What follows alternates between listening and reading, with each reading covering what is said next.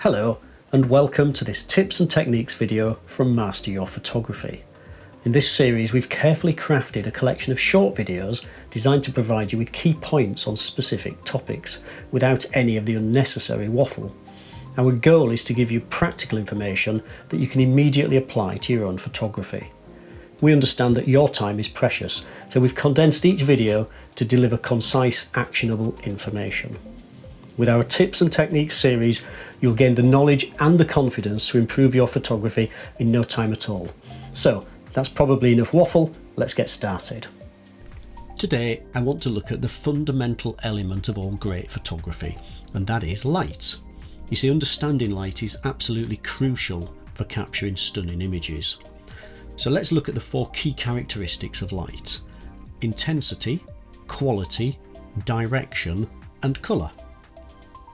First, let's talk about intensity, and what we really mean is the strength or the brightness of the light. You see, the light intensity has got a significant impact on the exposure of your photographs. Natural light changes intensity throughout the day. Obviously, there's a lot less of it around at night time, and then throughout the day the intensity builds and builds until midday, when it's at its absolute peak and the sun is almost directly overhead usually, and then it starts to diminish again into the evening. Now, to manage light intensity, what we do is we change the exposure on our camera, and the way we do that is using a combination of ISO settings, shutter speeds and apertures. So what you'll find yourself doing is, as the day progresses, the light peaks at midday, and that's when you can be using low ISO settings and fast shutter speeds and small apertures, because there's lots of light around, the intensity is very high. As we slip in towards evening time, the light intensity reduces, so you'll find yourself having to turn up the ISO setting on your camera. That's the sensitivity of your camera to light. You'll find yourself using wider apertures, that's a smaller f-stop number, and longer shutter speeds. Be careful turning up your ISO setting, because obviously the downside to turning up the ISO is that you will get more digital noise.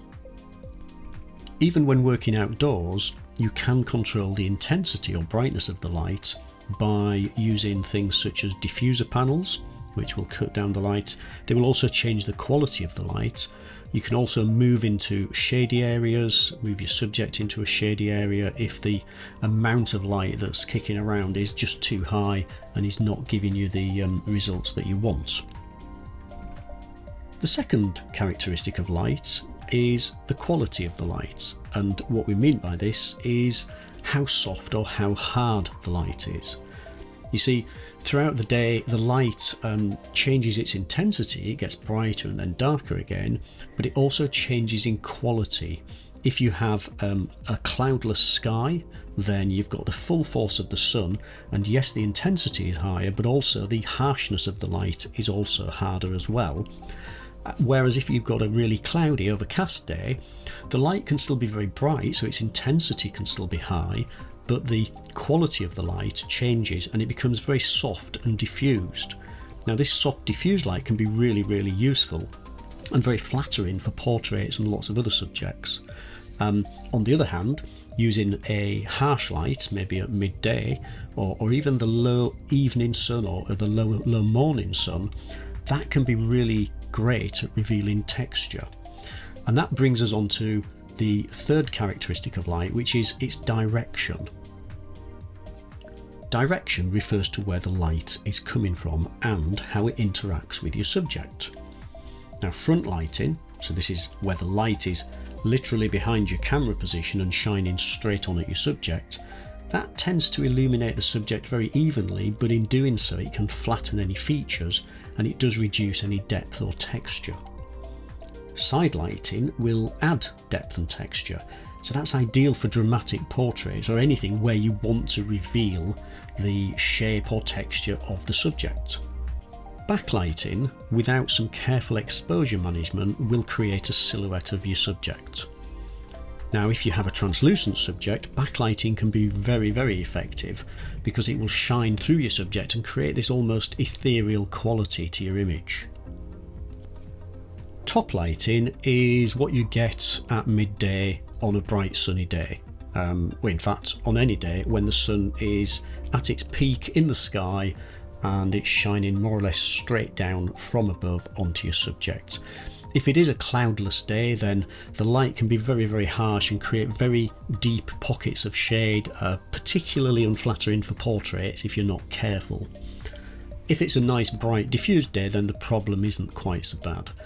Anything other than front lighting can create problems with some of the automatic modes on your camera in terms of exposure.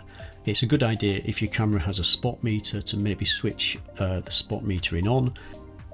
Finally, let's discuss colour or hue, which refers to the dominant wavelength of light and gives it its specific colour, such as red, blue or green. Colour temperature, on the other hand, which is measured in Kelvin, describes the spectrum of light emitted by a light source, and that affects the overall warmth or coolness of the light. Now, gels and filters can be used either over light sources or on your camera lens to add creative effects, or sometimes to correct a colour cast. For example, a blue gel can cool down the warmth of tungsten light. It's important to be aware that as we progress through a day from sunrise to midday and back to sunset, then the colour of light will change, and it changes due to colour temperature. It also changes due to things such as cloud cover. By adjusting your camera's white balance to match the light source, then you should get accurate colours. Most cameras have presets built in, such as tungsten, fluorescent, daylight and shade, and they can help in different lighting conditions. The best option is actually to shoot in RAW format if you can, because this gives you maximum flexibility in the post-production stage to adjust the white balance and make sure the colours are actually accurate in your image. Understanding the 4 key characteristics of light, that is intensity, quality, direction and colour, will allow you to maximise your creativity when you're out taking photos.